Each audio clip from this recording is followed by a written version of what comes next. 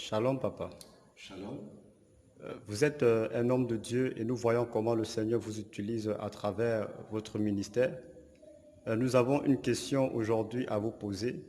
Déjà, l'année 2020 a été une année très mouvementée avec l'apparition de la COVID-19. Nous voulons savoir qu'en sera-t-il de l'année 2021? Que Dieu soit glorifié, que Dieu soit béni. J'aimerais dire à tous ceux qui ont été endeuillés par rapport à cette maladie dite Covid-19 pendant l'année 2020, de recevoir toutes les condoléances qui sont les nôtres et puis surtout d'être consolés par le Seigneur.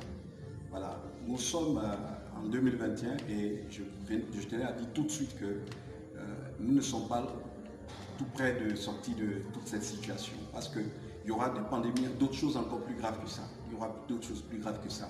Et je vois comment l'Europe va sombrer dans des crises à n'en point fini. Je vois comment est-ce qu'au niveau de l'Amérique, les choses seront encore de plus en plus difficiles sur le haut sommet de l'État, au haut sommet de l'État, autant pour moi. Et je vois comment est-ce que des figures emblématiques dans la politique vont perdre leur vitesse de croisière parce qu'il y aura des scandales un peu partout, il y aura des choses qu'on n'avait pas l'habitude de voir, des gens assez respectés et respectueux qu'on n'avait pas l'habitude de voir autant humiliés, seront vraiment humiliés. Et de l'autre côté, je vois comment est-ce que la main du Seigneur va s'étendre sur des pays africains, des pays dits pauvres, même sur d'autres pays dits pauvres qui ne sont pas peut-être certainement pas africains, mais qui vont voir comme une sorte de lueur d'espoir où Dieu va susciter des gens, des personnes sur qui va déposer sa grâce et sa faveur pour être en quelque sorte cette émergence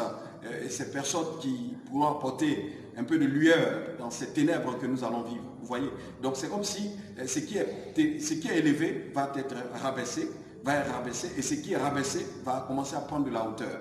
Donc ce sont ces époques-là que nous sommes en train de vivre. Et malheureusement, notre époque est l'époque des derniers temps, l'époque où toutes les prophéties dites par rapport aux méchancetés, aux difficultés que les derniers temps vont vivre, nous sommes à plein pied dans ces temps-là. Et je pense que nous ne sommes pas seulement négatifs parce que de l'autre côté, le Saint-Esprit, la gloire de Dieu va se manifester puissamment au travers de ses enfants, au travers de l'Église, au travers de ceux qui vont vraiment l'aimer, qui vont donner véritablement leur vie au Seigneur, qui vont vraiment se consacrer, ils vont voir comment est-ce que Dieu va les utiliser, Dieu va répandre sa grâce sur eux. Et cette prophétie de Joël 2, 28 qui dit, dans les derniers temps, je prendrai de mon esprit sur toute chair, nous allons la vivre maintenant de façon authentique parce que nous allons voir des véritables miracles, de véritables prodiges. Dieu va faire des choses sans mesure, de sorte que les personnes qui vont recevoir la visitation du Seigneur, des présents d'anges, vont pouvoir être dans une autre dimension. Le surnaturel sera authentique, le surnaturel sera de façon normale, vécu dans les églises comme dehors, même dans des bars. Les gens vont voir comment est-ce que Dieu sera en train de visiter quelqu'un qui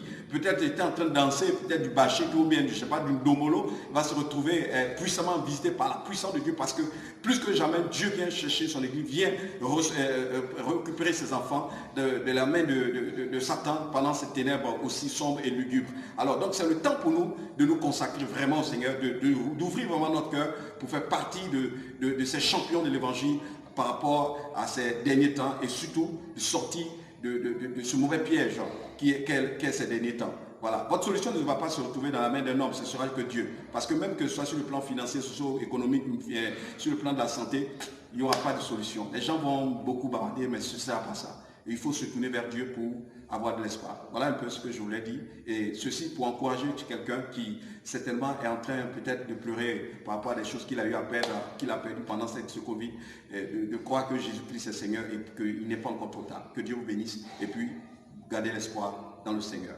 Amen.